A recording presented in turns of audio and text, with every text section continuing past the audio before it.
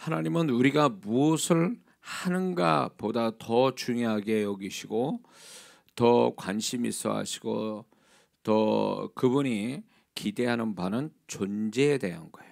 우리 존재에 대한. 그래서 그분이 우리의 존재에다 더 관심 두고 존재값이 얼마나 되느냐, 그분의 앞에서 우리가 어떤 모습으로 있는가가 그게 더 주님께 관심 있고 그걸로 모든 것을 기준 삼으신다는 겁니다. 그래서 예를 들어서 그 사람이 존재값이 100이에요. 그러면 그 사람이 어떤 일을 해도 100으로 보셔요. 근데 존재값이 10이에요. 그 사람이 어떤 일을 해도 100으로 100 같은 일을 해도 주님이 보실 땐 10으로 보게 돼 있다는 거죠. 그래서 많은 사람들이, 특히 우리 한국 성도분들이 다른 민족보다도 열심히 뛰어난 분들이에요. 그러다 보니까 신앙도 그런 신앙이 있어요. 그러니까 뭔가 열심히 하면 된다라는, 열심히 하면 뭐가 된다, 하나님이 또 열심히 하는 자에게 또 축복하신다, 이렇게 한때는 그 신앙의 목표로 교회마다 열심히 해서 교회가 부흥이 되고 그랬습니다. 근데 문제는 뭐냐면 열심을 내다 보니까 탈법, 불법, 위법 이런 거를 하면서 열심을 내는 게 있고, 하나님이 과정 속에 기뻐할 수 없는 태도로 가지고 열심 내는 성도들이 많아졌다는 거예요. 그러니까 교회 안에 비상식적이고 비윤리적이고 비도덕적인 일들이 막 벌어지는 거죠. 그러니까 세상 사람들이 손가락 차는 거예요. 저 예수 믿는 사람들의 저 모양이라고 이렇게 얘기를 합니다. 왜 그러냐면 신앙이 하나님이 행위로 열심히 하면 그게 다 축복이 되고 그걸로 신앙이 전부라고 여겼던 시절이 있었단 말이에요. 또 목사님이 그렇게 가르쳤고요. 그러다 보니까 그게 신앙이 전부인 줄 알고 기준이 되는 줄 알고 그렇게 살았다라는 거죠. 근데 하나님은 절대로 그런 성도들이 그러면 열심을 내서 하나님이 그만큼 열심 내는데 축복을 주시느냐? 그렇지 않습니다. 절대 그렇지 않아요. 그런 거 생각해 봤습니까? 나는 열심을 냈는데 아무것도 없어. 끝에 가서 내가 열심 낸 것만큼 그만큼 나오질 않아요. 결과가. 이 원인이 뭔지 아세요? 그 사람의 존재값이 되어 있지 않는 거예요. 하나님이 원하는 어떤 수준의 존재값이 되어지지 않으니까 그 모든 것들이 그 결과가 시원찮은 거예요. 그러니까 많은 성도분들이 자기 존재를 빼고 행위로서 하나님께 인정받으려고 한단 말이에요. 그러니까 자기 존재는 엉망이 돼도 내가 뭔가 행위를 그럴싸하게 하면 그게 다 하나님이 나를 이쁘게 봐주고 축복할 거라고 생각하는 이것은 귀신들이 그렇게 하는 거예요. 귀신에게 가서 복 받으려고 하는 사람들이 다 착한 사람들이에요? 뭐 거룩한 사람들이 그렇게 복 받습니까? 귀신은 그런 거 안 따져요. 자기만 잘 이렇게 기분 좋게 해주면 복채도 많이 갖다 주고 그러면 그냥 도와주는 거예요, 귀신이. 근데 교회 안에 신앙도 이렇게 하는 사람이 있다는 거죠. 자기 존재는 엉망이 돼도 그냥 내가 사람들한테 인정받고 착한 일하고 그리고 하나님이 원하는 행위를 가지면 다 그게 복이 되고 그게 신앙생활 전부하고 그게 천국에 넉넉하게 들어갈 것처럼 생각한다는 거죠. 절대 그렇지 않아요. 그거는 주님의 마음을 몰라서 그런 거예요. 주님은 그렇게 생각 안 하세요. 이 사람이 존재값이 100이에요. 그런데 그 사람이 하는 게 10밖에 안 돼요. 사람들이 볼 때도. 그래도요, 주님은 그걸 100으로 보신다는 거 아세요? 왜? 이 사람의 존재값에 따라서 하나님이 그가 뭘 해도 다 그 존재값 맞춰서 역사하시는 거예요. 자, 대통령이 아니면 세계적으로 유명한 스포츠 선수나 연예인이 나한테 사인 하나 한 장 줬어요. 이름 쓴 사인 한 장 줬단 말이에요. 그러면 그 유명인이 쓴 사인이 나같이 무명인 사람이 사인 주는 거하고 그 사인 값이 같습니까? 달라요. 왜 그럴까요? 같은 사인인데 왜 값이 달라질까요? 그 사람은 유명한 사람, 존재값이 다른 사람이에요. 세상 존재값으로 볼 때. 그러니까 그 사람이 하는 게 별거 아니야. 이름 석자 써주는 거, 그거 하나도 그게 몇백만 원, 몇천만 원이 되는 거예요. 이게 뭐냐? 존재값에 따라서 달라지는 거예요. 대통령 사인하는 거고 국어공무원이 사인하는 거 같냐 말이죠. 그러니까 존재값에 따라서 그 사람의 모든 것들이 별거 아닌 거라도 그게 높은 값어치가 있게 되어진다는 거예요. 그래서 신앙이 내가 나는 그렇게 별로 그렇게 크게 안 하는데 하나님이 크게 축복하셨어요. 이런 사람은 가만히 보면은 그 사람의 존재가 하나님께 높임을 받는 사람이었다라는 거예요. 그러니까 그 사람이 하는 것들이 다 하나님의 마음에 드신 거예요. 솔로몬이 1000번제를 하나님께 드렸죠. 근데 1000번제를 드리는데 다른 왕도 그렇게 할 수 있어요. 왕이니까. 근데 솔로몬만 1000번제를 했는데 왜 하나님이 꿈에서 그의 소원을 묻습니까? 그리고 소원을 물어서 분별력, 지혜를 달라고 그랬더니 구하지 않는 부와 영광을 주셨어요. 이게 어떻게 그럴 수 있냐고. 솔로몬만 특별한 사람이에요? 특별히 하나님이 사랑한 자입니까? 아니에요. 왕이 때문에 그러십니까? 아니면 다른 왕들도 다 그렇게 할 수 있는데. 그렇게 한 착한 왕들이 이스라엘 그 왕의 이름 속에 착한 왕들이 많아요. 하나님의 마음에 드는. 근데 왜 솔로몬이 그럴까요? 솔로몬만. 그 1000번 드리기 전에 그 구절에 앞절에 뭐가 나온 줄 아세요? 솔로몬이 여호와를 사랑하였다라는 단어가 나와요.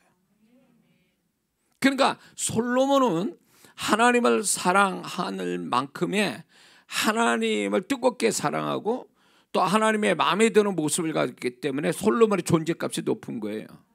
그러니까 그가 하는 것들이 다 이뻐 보이는 거예요.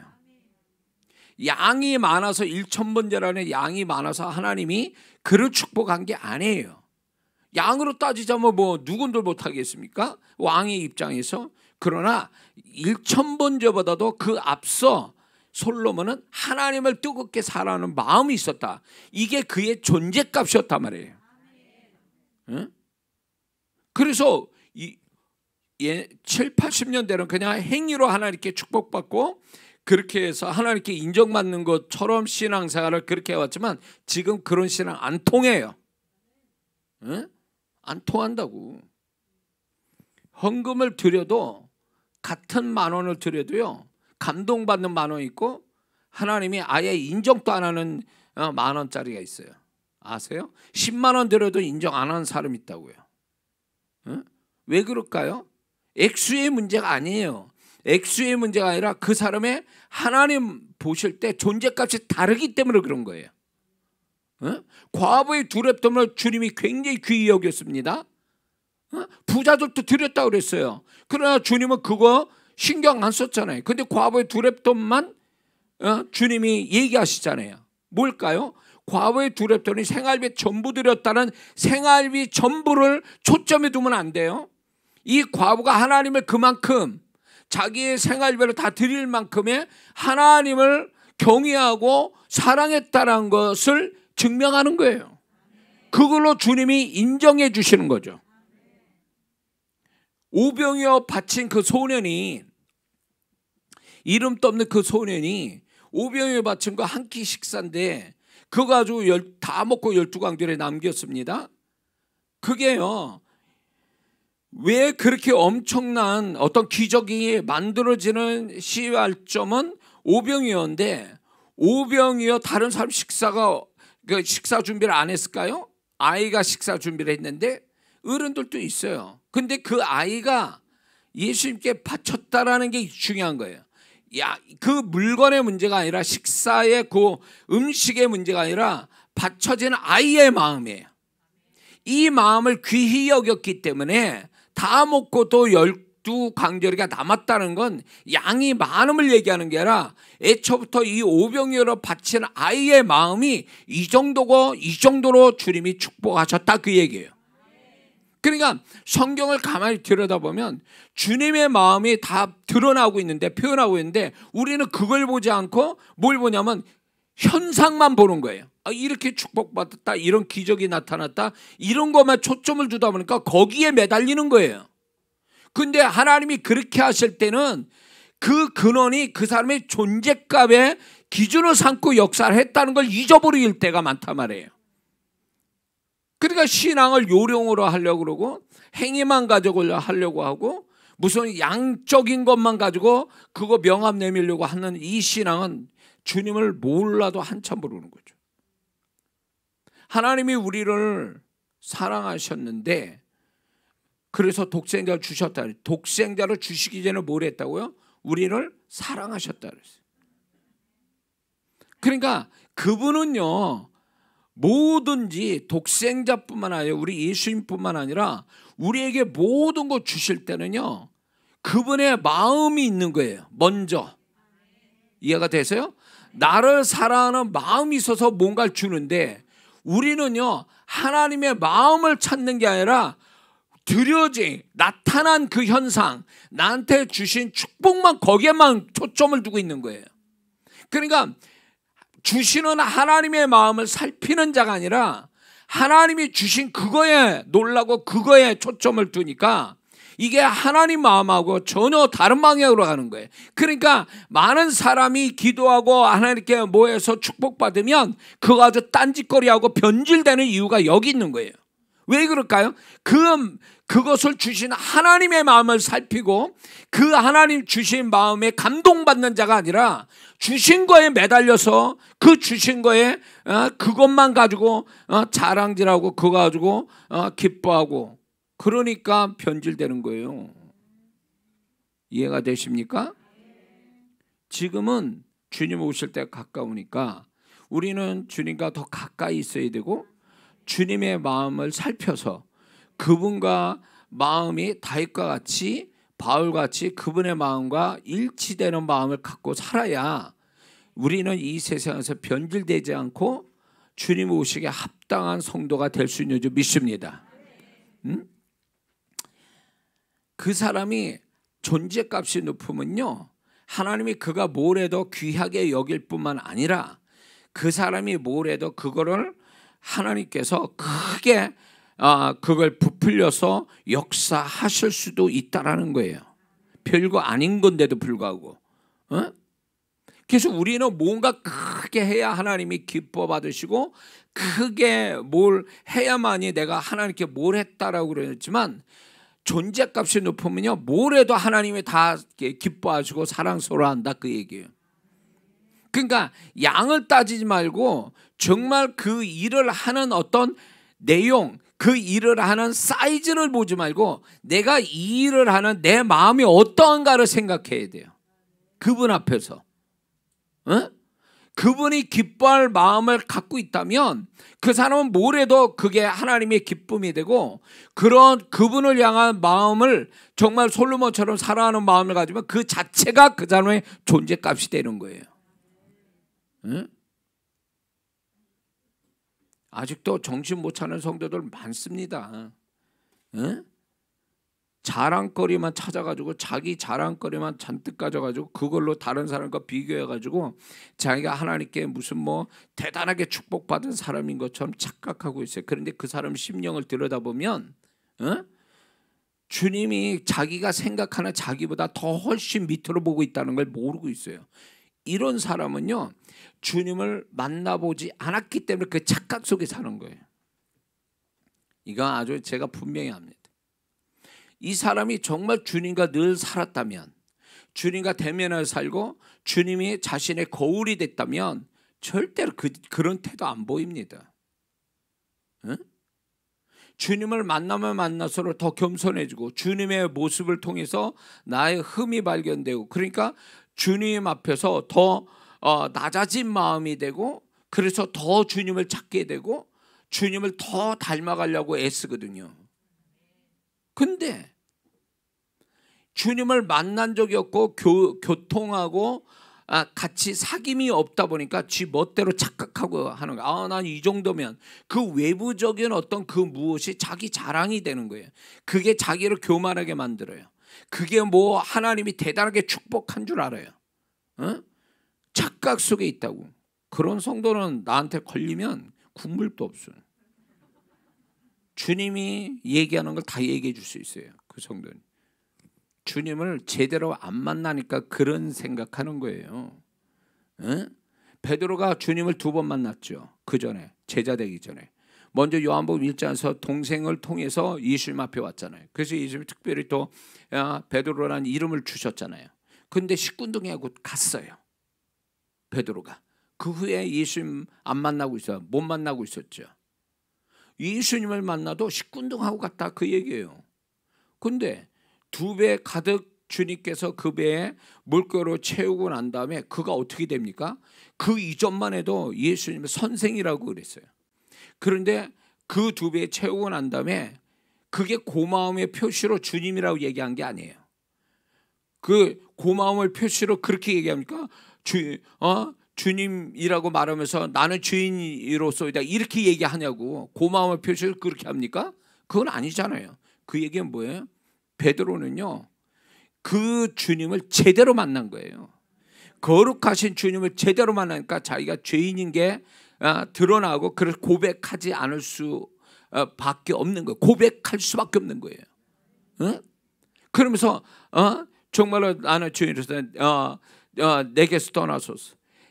이 베드로는요, 자기가 죄인이라는 것을 발견하고 나니까 이게 이 사람이 주님을 제대로 경험해서 비로소 자기 정체성, 자기가 어떤 사람인지 알게 되고, 그래서 주님의 만남의 고마움을 알게 되고 자기 인생을 어떻게 살아야 될지 알게 됐잖아요.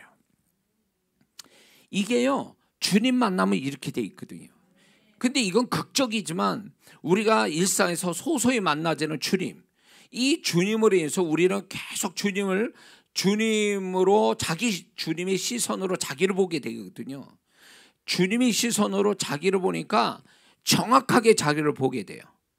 그러니까 겸손해질 수밖에 없어요. 겸손해지려고 노력하는 게 아니라 그냥 겸손해질 수밖에 없어. 그게 그 사람의 존재값을 높여지는 모습이거든요. 근데 이 경험이 없는 사람은 뭘 가지고 주님 앞에 자꾸 당당하게 나오냐면 자기가 뭘 했다라는 거와 가지고 있는 걸 가지고 주님께 나타납니다. 주님, 내가 주님이 이렇게 축복하신 걸로 인해서 그거 가지고 주님 저를 특별하게 생각해 주고 다른 사람보다 더 나은 사람으로 만들어 주신 거 감사합니다. 이렇게 말하고 싶죠. 그러나 주님은 그렇게 안 보신다는 거예요. 그러니까 주님의 마음을 모르니까 주님의 마음으로 모든 걸 나의 존재와 나의 모든 걸 비춰봐야 되는데 주님의 마음이 없으니까 자기 마음으로 보는 거예요. 세상 시각으로 자기를 또 본다고. 그러니까 착각에 빠질 수밖에 없어요. 그러면 어떻게 될까요? 그런 성도는요, 은혜가 떨어지게 돼 있어요. 다른 사람의 하나님의 은혜보다 은혜가 없는 사람이 되고 마는 거예요. 응? 그러니까 이런 사람은 주님과 상관없이 사는 거예요. 교회는 다니는데, 주님은 부르는데, 예배도 드리고 찬양도 하고 성경도 보고 그러는데 주님하고 전혀 관계가 없어. 주님하고 소통이 돼야 뭐 주님이 이 말도 하고 저 말도 하시고 뭐 지적도 하시고 책망도 하시고 위로도 하고 소망도 주시고 막 이래야 되는데 이게 하나도 없는 거예요. 하나도. 그러면 주님과의 이 교통에서 나오는 이 내용물이 없는데 그 사람을 어떻게 주님을 사랑한다고 주님을 위해서 산다는 말을 합니까? 그게. 응? 그러니까 이 코로나가요, 완전 신앙을 가려내버렸어요. 가짜 신앙들, 거품 신앙들. 응? 자기는 주님 믿고 있지만 믿는다고 그래서 코로나에서 이 코로나 하나에도 자빠지고 주님 떠났는데 뭐.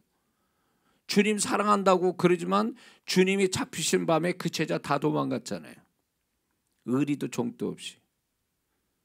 응? 이 코로나 상황에 왜 교회를 지키지 못합니까? 응? 교회가 망교회가 문을 닫았어. 그 책임이 누구에게 있어요? 목사한테 있습니까? 응? 여지껏 은혜 받고 축복받은 그 성도들은 그 교회에 왜 지키지 못하고 다 도망갔냐고. 도망간 제자들이나 코로나 때문에 교회 못 나와서 교회가 어쩔 수 없이 목사님이 눈물을 머금고 문을 닫는 거나 그 성도나 뭐가 달라요? 여지껏 신앙생활 뭐 했다는 거예요 그러면? 교회는 뭘로 생각한 거예요 그러면? 나에게 축복이 안 되면 혼신자처럼 버려져야 되는 게 교회입니까?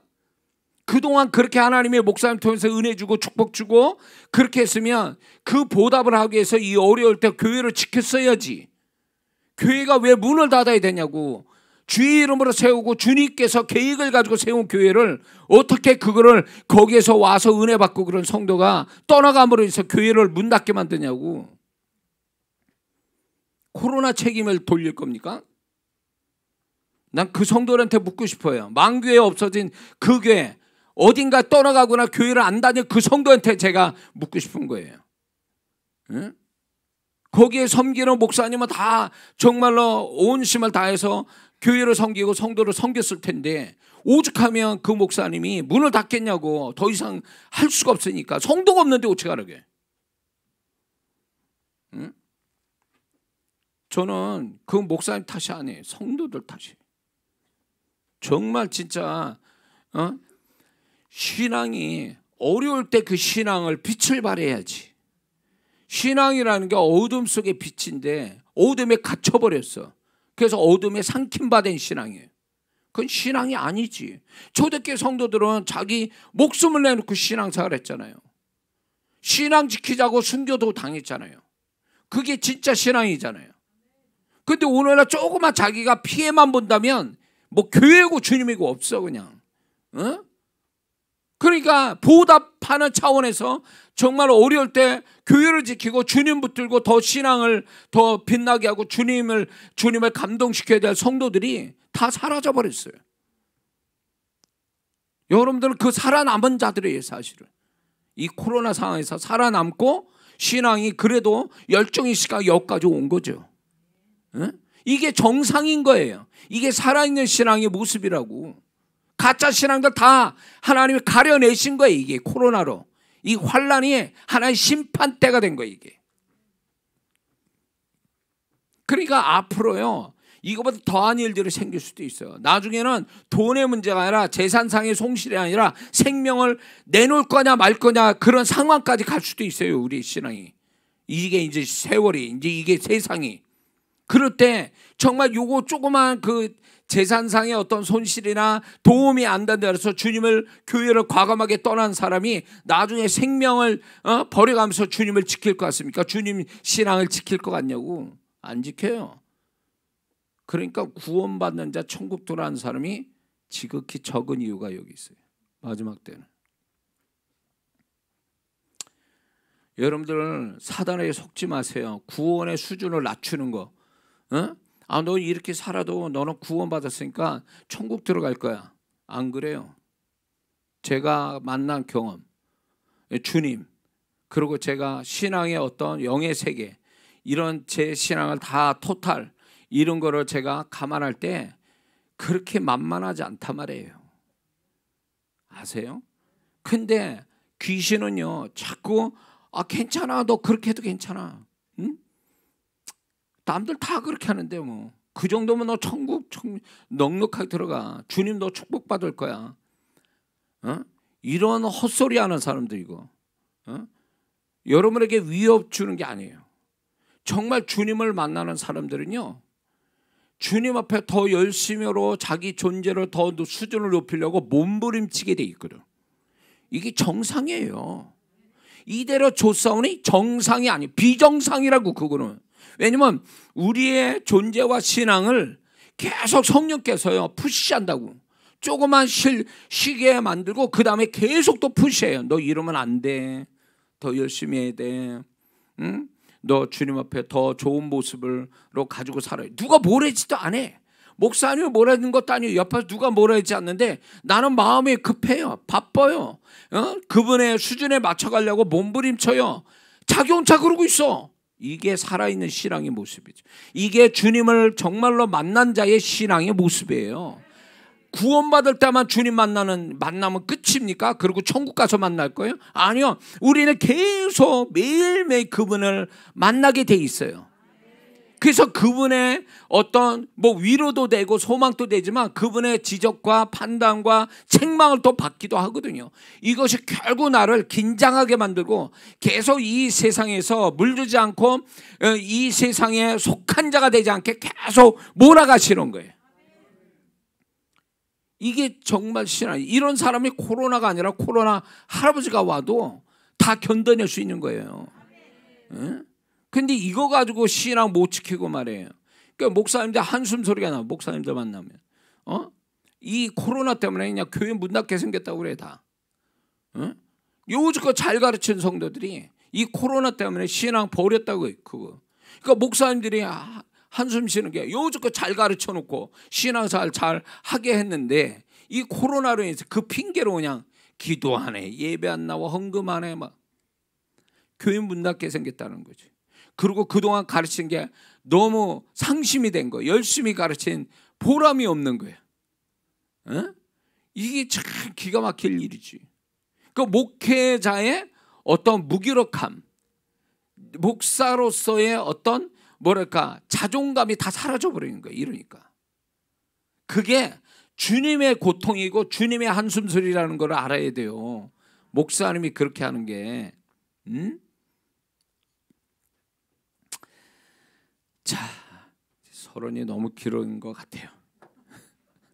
은혜가 되십니까?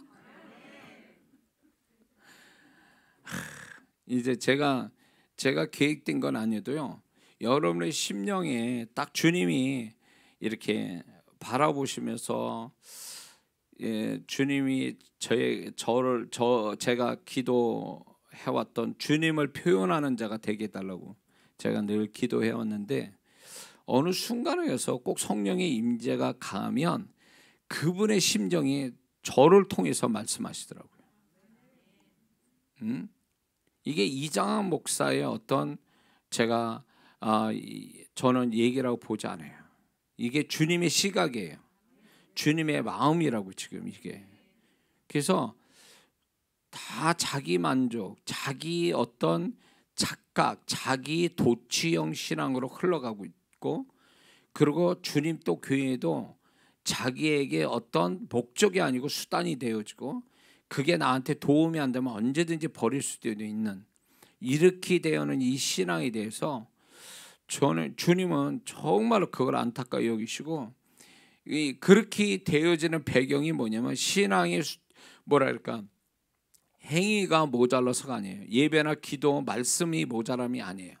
저는 근본적으로 라오디게아의 교인이 돼버렸기 때문에 그런 거예요. 라오디게아의 교인들의 치명적인 문제가 뭔지 아세요? 칭찬 없는 라오디게아 교인들, 영혼의 아주 영혼들의 상태가 엉망인 그 라오디게아 교인들의 치명적인 문제는 주님과 살지 않았다는 얘기예요. 문 밖에 주님을 두었다는 거죠. 근데 유대인의 문은요 바깥에서 못 열어요. 안에서 열어줘야지. 그러니까 두드릴 수밖에 없어요. 문 열어달라고. 바깥에 손잡이가 없으니까. 주님이 두드린다고 하잖아요. 뭐예요? 주도권은 그 안에 있는 사람이 주도권을 갖고 있는 거예요. 근데 문을 안 열어주니까 주님이 문 밖에서 두드린다는 거지. 그게 오늘날 성도들의 주님과 그 성도의 상황이에요. 주님을 다 제껴놨어. 자기의 삶의 에리아 안에서 다 바깥에 두고 있는 거죠.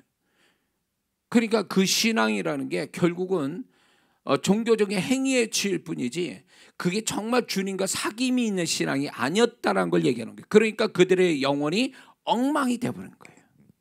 주님은 우리의 생명이 되고 모든 우리의 필요한 모든 것이 되어주는 분인데 그분과 사귐이 있어야 그분이 알아서 공급해 주는데 그분과의 사귐이 없으니까 그분의 것을 공급 못 받으니까 엉망이 된 거예요. 교회 다녀도. 이게 우리 모습이라는 거죠. 그래서 신앙이 다시금 우리가 신앙 부흥이 일어나려면 신앙 부흥을 꿈꿔야 되는데 그거는요 뭔가 더 열심히 하자는 게 아니에요. 그거는 주님을 제대로 이렇게 사귐이 있고 그분과 소통하면서 그분과 함께 사는 신앙생활이 진정한 신앙 부흥의 시작이라는 거죠. 그래서 오늘 당신에게 역사하신 함께 하신 주님이 어떤 분입니까? 어떻게 함께 하셨습니까? 이렇게 물어보면 쫙 나와야 돼, 이 얘기가. 그래 이 사람이 주님과 함께 사는 자지. 이 주님이 어떻게 함께 사시고 어디에서 함께 하셨습니까? 그러면 눈을 말똥말똥 뜨고 무슨 말을 하는 거예요? 도대체 한국말인데 이해를 못하겠네, 이런 식이에요. 뭐야 그러면 신앙이 그게 뭐냐고. 주님이 죽으신 분도 아니고 천국에만 계신 분이 아니고 우리와 세상 끝날까지 내 죽는 그 순간까지 함께 하신다는데 왜 그 주님을 알아보지도 못하고 표현하지 못하고 그러냐 말이에요. 저는요 죽는 그 순간, 제게 죽음에 관한 사역이 있어. 여기 그분 오셨나? 예, 어머니가 제가 대연을 하는데 그 주일날 대연을 하는데 주일날이죠. 그분의 영이 빠져나가서 이제 죽는 순간이에요. 영혼이 빠져나가는 거예요. 근데 딱 직감이 그분이 죽을 순간이 아니라는 걸 알게 된 거예요.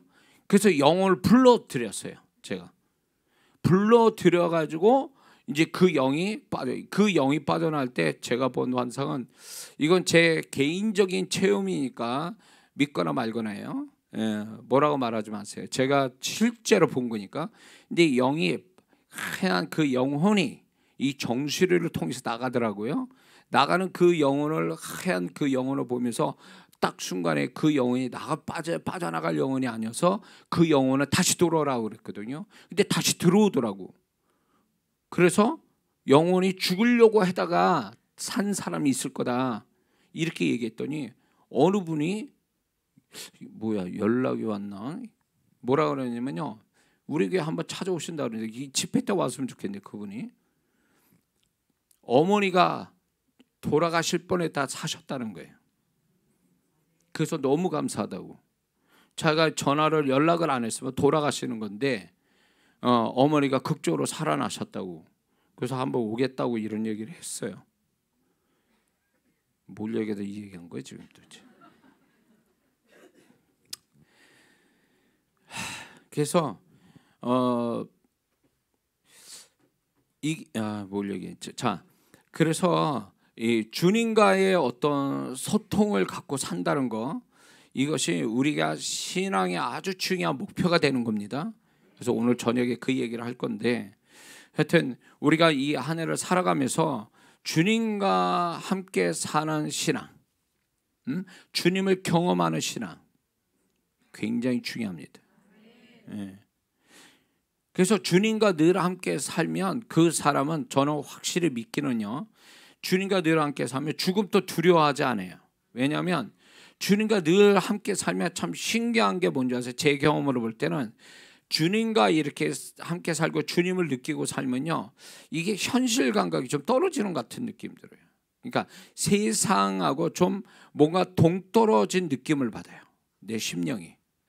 그러면서 우리는 너무 세상 가까이 있다 보니까 죽는 것도 두렵고 막 아쉬울 것도 많고 막 이러잖아요. 근데 이게 주님과 함께 살면 이 주님이 주시는 영적인 기운들이 있잖아요. 이런 것들이 지금 내가 살아가는 현실에 대한 감각을 조금 무디게 만들어요. 그래서 더 영적으로 이걸 바라보게 하고 그것이 익숙해지게 만들어져요. 그러니까 죽는 게 그렇게 두렵지 않아요. 왜냐하면 이 죽음 너머에 주님을 더 실제로 만나고 천국에 들어간다는 영적인 이 사실 앞에 이게 현실감 있게 받아들여져요. 그게 주님이 그렇게 만들어 주시는 거예요. 주님이. 그러니까 주님을 이렇게 경험하게 되면, 그분과의 기도 속에 말씀 속에 소통이 되면, 그분이 내가 원하지 않아도 천국에 대한 어떤 어떤 감정, 천국에 대한 감각, 이런 것들이 조금씩 스며들어요, 이렇게 안에.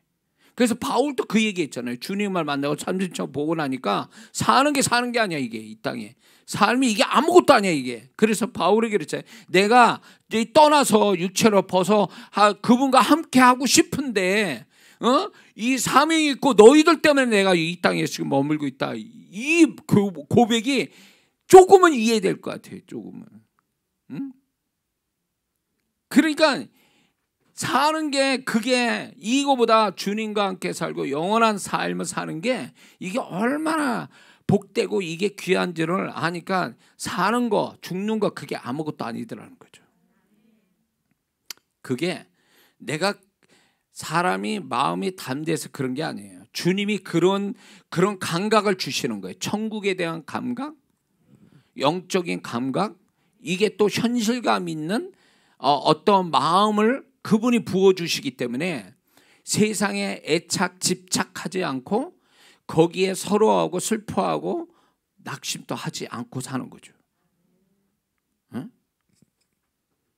그래서 이게 정말 주님과 그렇게 되면요, 이 코로나 하나 때문에 뭐 그동안 신앙생활 다 버리고 뭐 정말 지 몸뚱이 하나 지켜보자고 안전하게 죽지 않으려고 손해 안 보려고 이러진 않는다 그 얘기지. 응? 그래서 교회를 다니고 기도하고 예배드리고 이렇게 막 그렇게 영적인 신앙생활에도 이 세상에 대한 집착, 애착, 욕심 이런 게 가득해가지고 신앙생활 살면 얼마 많은데요. 그런 분들은요, 주님이 하나의 수단이에요. 목적이 아니고. 그러니까 이런 신앙에서 뭘 기대하냐고, 주님이 뭘 그 사람의 존재값을 높일 수 있냐고요. 안 되지. 자, 그래서 저는 늘 이렇게 제가 말씀에 자주 하는 이야기가 주님과 함께 사는 훈련이 돼야 되고 주님과 함께 사는 어떤 감각들이 있고 주님과 함께 사는 어떤 내용물이 많은 성도가 제대로 신앙생활하는 사람이라는 거예요. 신앙생활을 교회 생활로 이꼴시키지 마세요. 신앙생활은 교회 생활이 아니에요. 신앙생활의 일부가 교회 생활이지 신앙생활이 이꼴 교회 생활이 아니에요. 신앙생활은 뭐냐? 주님과 함께 사는 것. 그게 신앙생활이에요. 그러니까 주님과 함께 살려고 교회에 나오는 거, 이게 신앙생활의 일부가 된 거지. 주님은 없고 교회가 주님을 대신한다? 그러니까 신앙생활이 주님과 없는 신앙생활이 돼버리고 만 거예요. 응? 주님이 나를 어떻게 생각하시고 또 주님과 어떻게 살고 있는지 이게 관심사항이 되어 사람이 이런 건 하나도 없고 교회를 가야지, 성경을 봐야지, 기도를 해야지, 다 행위적인 거에 치우쳐. 이게 잘못됐다는 얘기가 아니에요. 이게 주님과의 어떤 사귐이 있는 가운데 이게 있어야지, 사귐은 없고 행위만 따르면 이런 거 경험해 봤어요. 예배를 드려도 끝이 허전하고 기도를 해도 끝나면 좀 뭔가 공허하고 봉사 섬김을 많이 했는데도 끝에서 뭔가 부족함을 느껴. 왜 그럴까요? 그게 그 심령이 오는 건요, 주님이 없어서 그런 거예요. 주님과 사귐에서 채워질 그 마음이 없는 거예요. 그래서 그거 채우려고 봉사하고 기도하고 예배드리는데 그걸로 안 채워져요. 우리는 우리 안에 주님과의 사귐에서 주님이 주시는 걸로 채워져야 만족한 영혼이 되는데 그게 없는 거예요. 그게 근데 안 그런 척하는 거지. 서로 자기 스스로 위로하는 거. 나 기도 많이 했어, 성경 많이 봤어, 많이 깨달았어, 봉사 많이 했어, 이걸로 대체하고 그걸로 자기 스스로가 속이는 거예요. 나 이 정도면 신앙생활 잘한 거야, 이렇게 하는데 속이지 마세요. 정말 냉정하게 자기 속을 들여다보라고. 공허하잖아요. 예수 믿는 사람은 세상 어떤 걸 갖다 놔도 어떤 행위를 가져도 공허한 영역이 있어요. 마음의 영역이. 응? 그거는요, 주님과 소통하고 사귐에서 주님이 주시는 주님 걸로 채워져야 될 영역인 거예요. 거기는. 근데 그게 주님 거로 채워져야 될 게 이건 대신 예배, 기도, 찬양, 뭐 섬김 이런 걸로 다 채워놨는데 그게 번지수를 잘못 찾은 거라는 거예요. 그 자리가 그게 거기에 있을 게 아니라는 거예요. 주님의 것이, 주님이 주시는 것이 채워져야 정말 살 만나고 말이에요.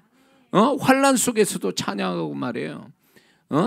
그 주님 때문에 담대하게 정말로 믿음으로 살아가는 능력이 거기에서 나오는 건데 그게 주님 걸로 채워지지 않으니까 그렇게 기도 많이 하고 예외대로 그런데도 코로나 되니까 전부 다 도망가 버리고 말잖아요. 이게 뭐와 같은 줄 아세요? 주님의 제자들, 예수님의 제자들이 왜 다 도망간 줄 아세요? 팔아먹고 부인하고 도망가고 3년 반을 그렇게 예수님이 가까이 살부딪히고 눈빛을 서로 눈을 마주치고 주님의 그 귀하신 말씀을 제자들에게 주시고 특별한 능력도 주시고 이랬는데 왜 제자들이 의리도 정도 없이 그렇게 예수님을 도망가냐? 예수님으로부터. 이유는 그거죠. 살려고. 그렇죠? 예수님 버리고 자기 살려고 도망간 거잖아요. 그러면 왜 그들이 그렇게 도망가게 만든 그 배경이 뭐냐는 거예요. 왜 3년 반을 주님을 계셨으면 의리도 있고 정도 있어서 정말로 주님 곁에 그래도 의리나 정으로 곁에 있어야 될 사람들이 왜 도망갔냐 말이에요. 뭐가 문제입니까? 주님의 말씀이 문제였습니까? 주님과 얼굴 맞대고 눈을 마주치며 사는 게 문제가 됐습니까? 그게 문제가 아니에요. 진짜 문제는 뭐냐면 이 12제자는요. 주님의 음성 듣고 주님의 모습을 보고 주님의 일을 도왔지만 치명적으로 결정적으로 그들 안에는 주님의 마음을 안 가진 거예요. 주님이 가지신 마음을 이 제자들이 3년 반 동안 아주 이렇게 적게라도 계속 주님의 마음을 흘려받았다면 자 그렇잖아요. 남녀관계에 있어서 마음을 주면 다 준 거잖아요. 마음을 줬다는 건 다 줬다라는 얘기거든요. 그리고 다른 사람 마음을 내 친한 친구라는 게 뭐예요? 그 친구의 마음을 가지고 있다는 얘기잖아요. 그러니까 그 친한 친구를 위해서 그 친구를 신뢰할 수 있고 그 친구를 위해서 다 손해도 보고 그 친구에서 다 줄 수도 있는 이게 친한 친구가 되는 거잖아요. 그러니까 제자들이 그렇게 3년만 동안 주님께 혜택을 받았으면 의리와 정으로 따져볼 때도 주님 곁에 있어야 될 사람인데 매정하게 그들은 도망갔다는 얘기는요. 그동안 3년만 동안 주님의 마음을 받아본 적이 없는 사람들이에요. 저는 그렇게 봅니다. 천국 가면 물어볼 거예요. 제자들이. 세상은 그렇게 세상 또 그렇게 안 삽니다. 세상 3년만 동안 서로 이렇게 정말로 예수님 같이 다 부어주고 다 좋아줬는데 3년 만에 딱 도망가는 사람들, 이 사기꾼 같은 사람 빼고요. 적어도 정상적인 마음을 착한 마음을 가진 사람이라면 의리와 정이 있어서 떠나지도 못해요. 같이 곁에 지켜주기라도 하잖아요. 근데 그렇지 않다라는 얘기는요.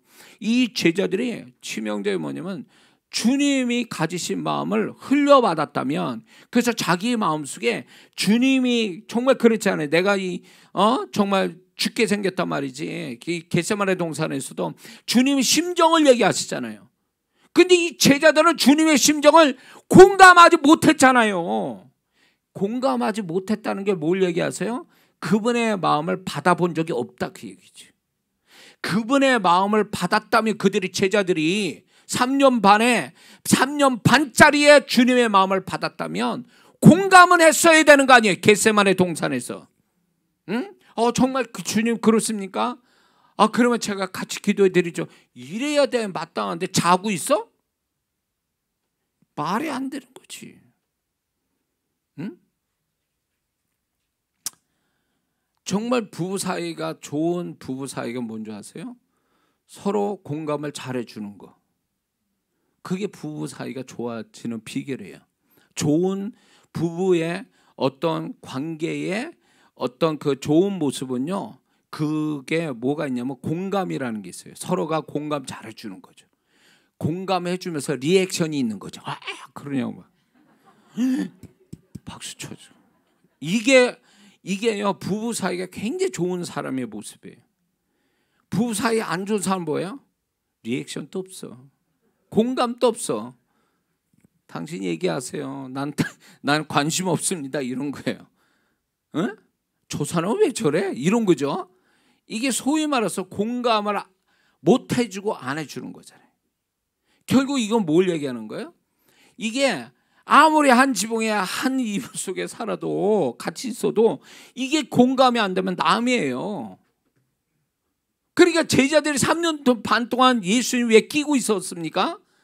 외로워서 그렇게 했겠어요? 출퇴근시켜도 되는 거를? 가끔 가다 오라도 되는 거를? 근데 예수님이 끼고 3년 반 동안 이 제자들을 데리고 사셨다는 게 뭘 얘기하는 거예요? 만약에 이렇게 같이 오랫동안 살고 있으면 뭐가 올 것 같아요?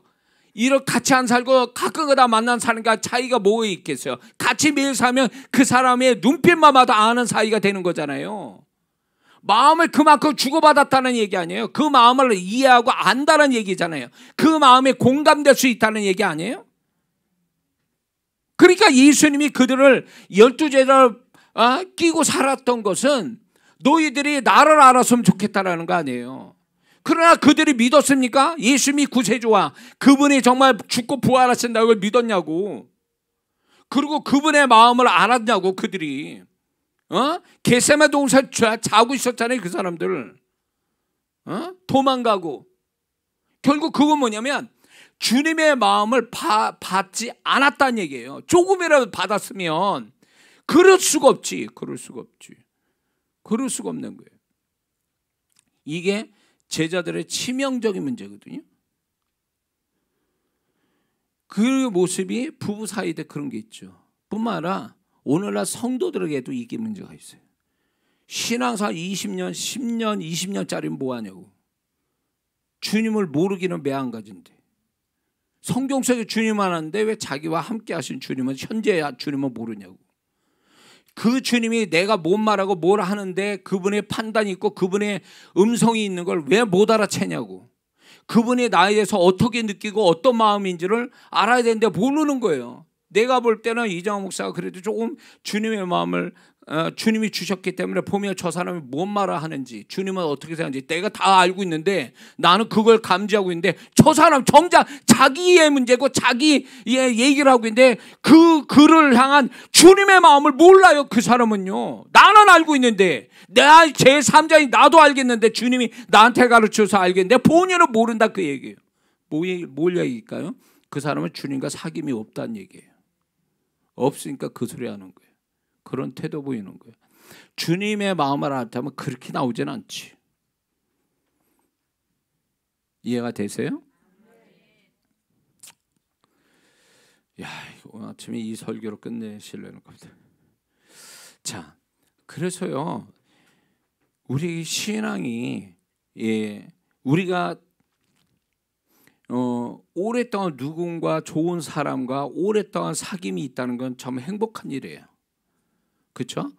그리고 더 행복한 거는 그 사람의 마음을 내가 알고 그도 내 마음을 알아서 말하지 않아도 눈빛만 봐도 서로 알아채서 서로를 기쁘게 해주고 채워줄 줄 아는, 이게 굉장히 좋은 사이거든요.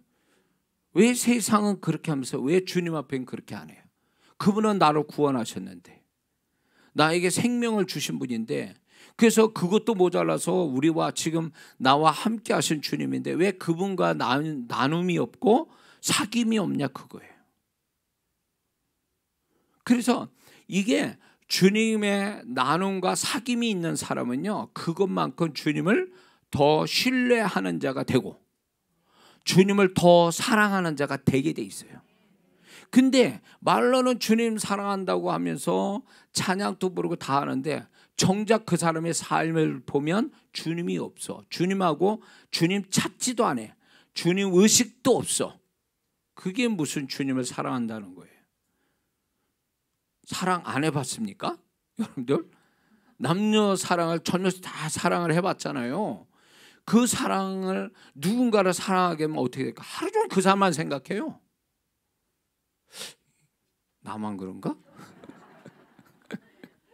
남 얘기 듣듯이 들어요. 여러분들도 경험이 있으면서. 이게 누군가를 사랑하면 계속 그 사람만 생각해요. 뭘 해도 그 사람 생각하고 뭘 해도 그 사람과 같이 이렇게 그거를 의식하게 되죠. 내 일 속에서 그 사람도 이렇게 왔으면 좋겠다. 뭐 맛있는 거 보고 그 사람 여기 데려와야지. 이렇게 먹었으면 같이 먹으면 좋겠다. 이렇게 생각하잖아요. 그게 사랑하면 충만한 그 사람 상대에 대한 의식이 충만해지는 것처럼 우리가 주님을 사랑한다는 게 뭘까요? 주님의 의식으로 충만해진 상태. 그게 주님 사랑하는 증거 아니냐 말이에요. 뭘 해도 주님이 떠올라. 뭘 하면 주님이 어떻게 생각하실까? 이거로 또 생각하게 되고. 이게 주님 사랑하는데, 말로는 주님 사랑하는데 뭐 교회 문방만 아니 그것까지 뭐 바랄 거 없어. 교회에서 예배드린데도 딴 생각하고 있고 말이에요. 주님을 찾고 주님을 부르고 있고 주님의 말씀을 듣는데도 딴 생각하고 있으니 교회 문방 나가서 무슨 주님을 생각해요? 주님 없이 사는 거지. 그러면서 주님 사랑한다는 건 다 거짓말이에요. 그러니까 코로나에서 주님 떠나는 사람들이요, 이 사람들 전 비난하고 미안합니다. 그분들 비난하는 거 아니지만 그분들도 그 전에 예배드리고 기도할 때 그런 얘기 많이 했을 거란 말이에요. 주님 사랑한다고. 그러면 사랑하는 증거로 이 어려울 때 그 증거를 드러내야지. 도망가? 그건 주님 사랑한 게 아니죠. 제자들이 도망갔어요? 주님 사랑한 자들이었습니까? 안 한 거예요. 정말 주님을 사랑하는 자 있으면 끝까지 가야지. 믿습니까? 그래서 도망갔다 다시 돌아온 제자 있죠. 십자가에 다시 돌아왔잖아요. 사도 요한. 얼마나 주님이 고마웠으면 육신의 어머니를 부탁하고. 그리고 이 사도 요한이요, 유일하게 정말로 영광스러운 주님을 그가 보잖아요. 계시록에서. 저는 왜 다른 제자도 있는데 사도 요한에게만 그걸 주셨냐 이거죠. 그 영광을. 저는 십자가에 같이 있었기 때문에 좀 믿어요. 그러니까 주님은요, 큰 걸 바란 게 아니었어요. 너희들 나와 함께 기도하자, 나와 함께만 있어다오, 이거거든요. 그것마저도 안 들어준 거죠. 근데 그래 12명 중에 한 명 그래도 와서 있으니까 주님은 고마워서 그에게 축복을 주시죠. 성경을 쓰게 하는 요한 1, 3서를 쓰고 계시록에 주의 영광을 보게 하시고. 그거예요. 주님은 큰일 한다고 주님이 크게 기뻐하시는 게 아니라 작은 거라도, 정말로 주님을 위한 작은 일에도 주님은 크게 받으신 분이거든요. 근데 우리가 그렇게 하질 않으니까 주님의 마음이 늘 이렇게 서운한 거죠. 슬퍼하시는 거죠. 그래서 여러분의 감정 속에, 생각 속에, 여러분들이 그 생각과 감정 속에 주님의 생각, 주님의 감정이 있다는 거 여러분 아세요? 그걸 분리할 줄 알아야 돼요. 근데 많은 성도들이 이거를 분리할 분별력이 없어. 이건 주님의 생각, 이건 내 생각. 이건 주님의 감정, 이건 내 감정. 이게 분리가 돼야 되는데, 분별이 돼야 되는데 분별이 안 되니까 자기 생각이 주님의 생각이고 주님의 생각이 또 내 생각이야. 뭐 이런 식으로 번복이 돼버린 거예요.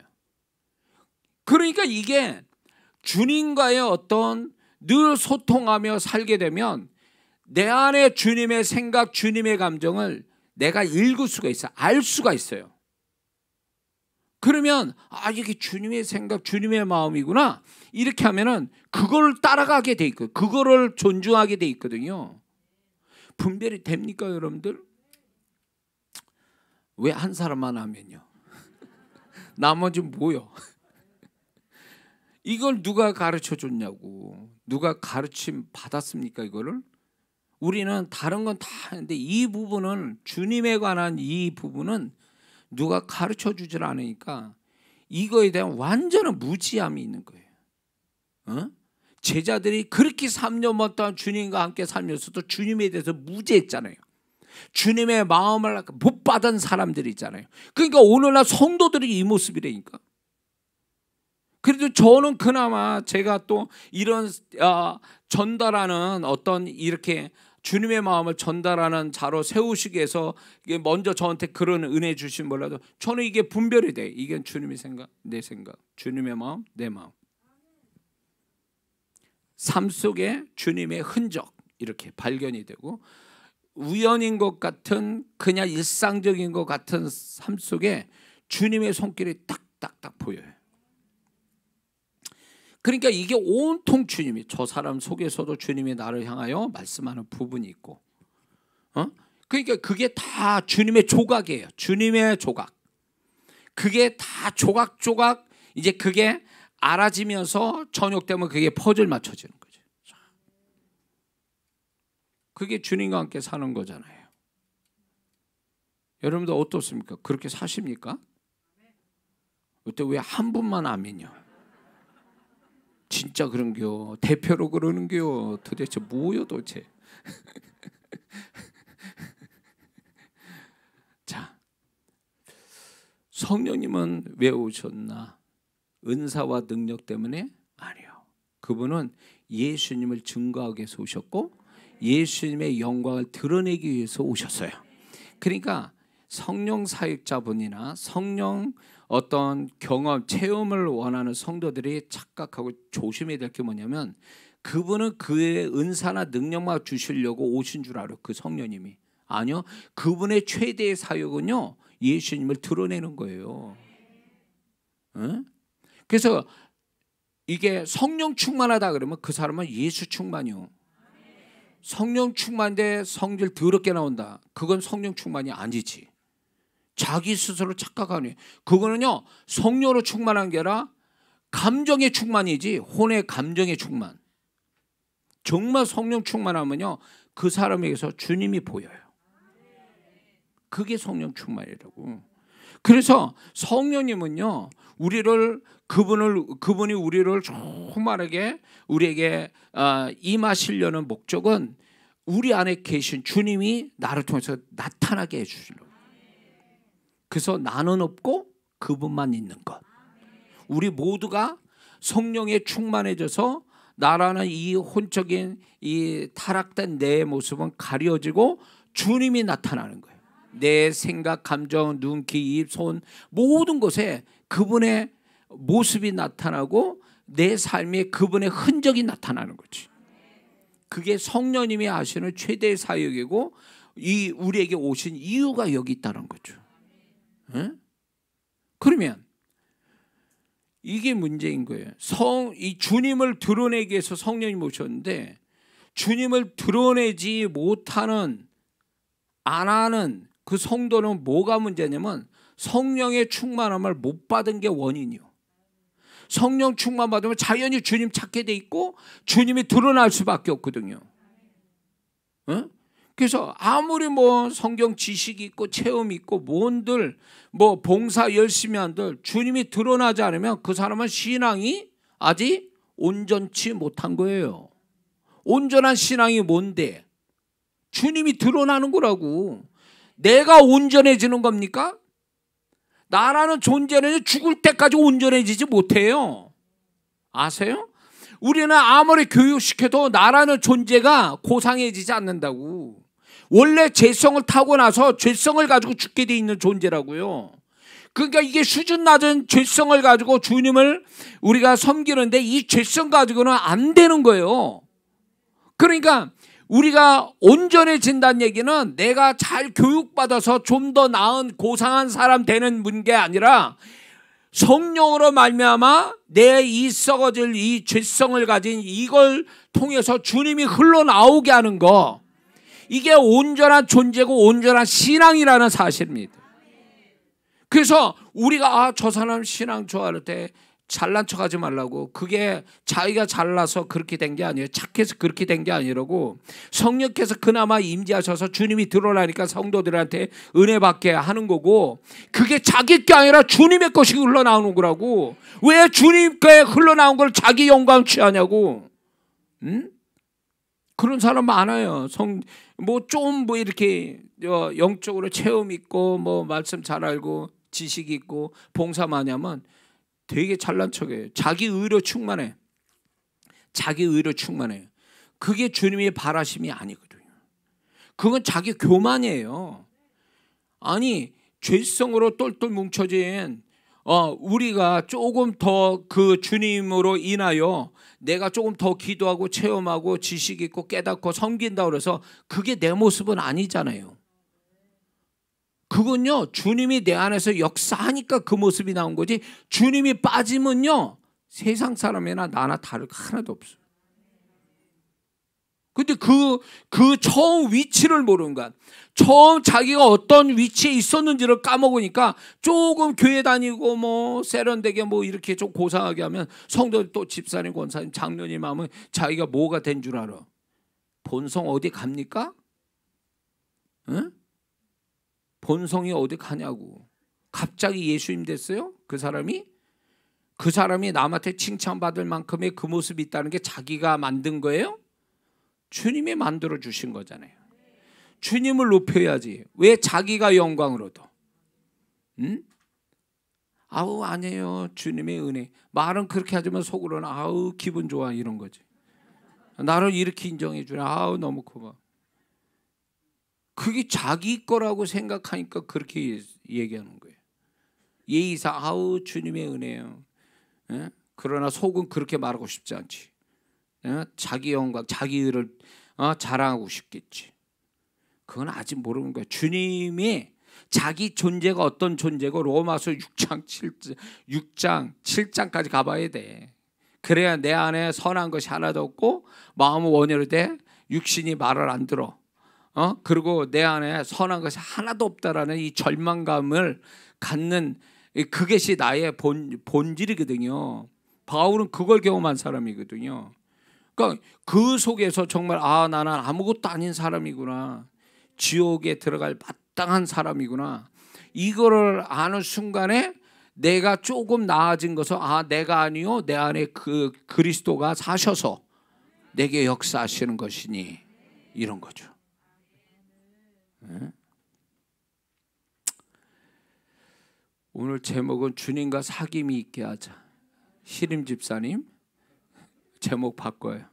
아무래도 이건 아닌 것 같아요. 오늘 제목은 이걸로 나오네. 자, 은혜가 되십니까? 그러니까 주님을 존중해 드려야 돼요. 말로만 존중하지 말고 그분을 그분과 사귐이 있고 그분과 나눔이 있고 그분을 발견하고 그분을 의지하고 이런 것이 주님을 존중하는 거니까 그렇게 살아야 돼 오래. 예? 그게 그래야 주님이 너무너무 기뻐하셔. 너 아무것도 안 해도 돼. 나랑 이렇게만 있어도 나는 너무너무 기뻐. 너를 보면 이게 돼야지. 이게 그분은 나와의 사귐, 나눔 이걸 굉장히 원하신 분인데 우리는 이거 빼놓고 다 해.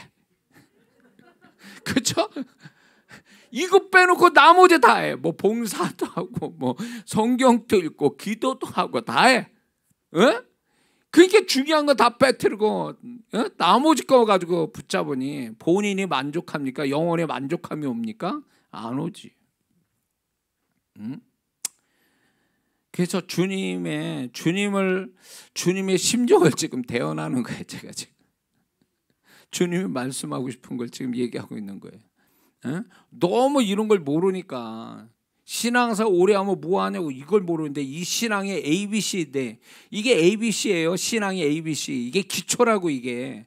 근데 이 신앙을 뭐부터 배웠냐? 들어가면서 뭐 해라 뭐 하지 마라 이거부터 배우는 거죠. 그리고 또 이제 어떻게 하면 다른 사람한테 칭찬받을까 행위에 자꾸 치우쳐가죠. 그러니까 정말 중요한 건 다 빠뜨리고 하는 거예요. 빠뜨리고. 그래도 이렇게 신앙사라도 어느 시점 가면 허전하고 허무하고 공허하고 이게 신앙 전부인가? 이러면서 갈등 갖고 번민합니다. 그런 찰나에 코로나 온 거지. 그래가지고 주님 떠나는 거지 뭐. 그게 주님이 그렇게 간단하게 버릴 주님이시냐고. 우리 주님이냐고. 그분이 생명 던져 나를 살렸는데 우리는 기껏 그거 가지고 주님께 그런 식으로 보답합니까? 그러니까 가룟유다 12제자 짱이 다른 그거 보면서 성경 열받죠. 제자들을 보면서 열받지 마세요. 그 속에 내 모습이 있습니다. 그 속에 내 모습이 있다고. 그러니까 신앙생활 지금 이렇게 여러분들이 이렇게 앉아서 은혜 받지만 정말 이 하나에 무슨 일을 만날지 알 수 없지만 정말 주님과 사귐과 나눔을 가진 사람은요 잘 견디고 통과해서 더 단단한 더 수준 높은 신앙과 존재를 가지고 살 거예요. 그러나 지금 이 메시지 전하는 이거를 잘 모르게 되면요, 나중에는 환경 탓하고 사람 탓하고 세상 탓하고 여러 가지 탓하면서 내가 이렇게 할 수밖에 없어, 나는 이렇게 될 수밖에 없어 라면서 자기 합리화시키고 변명과 핑계로 이 안에 또 살 수도 있어요. 그건 얼마나 비극적인 겁니까? 하나님은 계속 새로운 해, 새로운 시간을 주신다는 건요, 주님이 내가 좀 더 어제보다 더 나은 내가 되기를 바라고 기대하시고 시간을 주시는 거예요. 그렇죠? 부모가 자식이 잘 자라기를 바라는 거는 더 나은 사람이 되라고 부모가 바라듯이, 하나님이 우리에게 시간을 주시는 축복은요, 그 기대감은 결국 우리가 더 나은 주님 앞에 더 좋은 존재와 신앙 갖기를 원하시는데, 존재값은 다른 거 없어요. 주님 앞에 뭘 큰 일을 해서 존재감 높이는 것보다 더 근본적이고 중요한 것은 주님과 사귐과 나눔이에요. 모든 걸 함께 나누어지는 거죠. 그것만 되면 그 사람은 존재값은 자동으로 올라가게 될 줄 믿습니다. 그러면 존재값이 높아지면 처음 얘기했죠. 그 사람이 뭘 해도 하나님은 다 기뻐하셔요. 그거 별거 아닌데 축복은 또 엄청 와. 이런 축복이 어디 있냐고. 이렇게 받는 축복이 어디 있냐고. 존재값을 높이고 그분과 사귐이 잘 되어져서 기도하지 않은 것까지 응답받고 그분이 더 많이, 내가 한 것보다 더 많은 것을 주시는 하나님을 경험하려면 이 지금 메시지 잘 들으셔야 돼요. 은혜가 되십니까? 자, 그래서 이 안에 생각지 않게 이 아침에 주님께서 이 말씀을 주셔서 정말 들을 게 있는, 또 이렇게 전하다 보니까 역시 하나님이 또 저의 매니아들이 많이 와 있구나. 그래서 이게 듣는 귀가 열려가지고 이장훈 목사 말하면 그게 그 얘기지, 이렇게 다시 한번 이게 상기가 되고 확증이 되고 도장 찍고 이런 거를 들으시는 것 같아요. 근데 영상이나 여기 참여하는 분 중에 이제 끌려와가지고 앉았는데 이장훈 목사 얘기하는 거 도대체 무슨 얘기인지 못 알아듣겠다, 이런 분이 있을까 봐 걱정되는데 자꾸 들으세요. 그럼 귀가 열립니다. 영어는 자꾸 들을수록 귀가 열린다 그러는데 이 메시지가 낯설고 이 메시지가 이해가 안 되지만 자꾸 듣다 보면 이게 맞구나라는 걸 알게 되는 순간이 올 겁니다. 이게 주님이 얼마나 바라시는 건지 몰라요. 성령님이 얼마나 그러니까 성령님이 임재를 주신 목적도 여기에 있어요. 그래서 어제 이어서 또 어제 또 하나님이 밤에 또 역사하시고 막 이랬는데 또 오늘 아침까지 그 임재가 계속 있음으로 인해서 생각지 않은 이 주님의 심정을 대언할 수 있는 메시지가 됐습니다. 할렐루야. 기도합니다.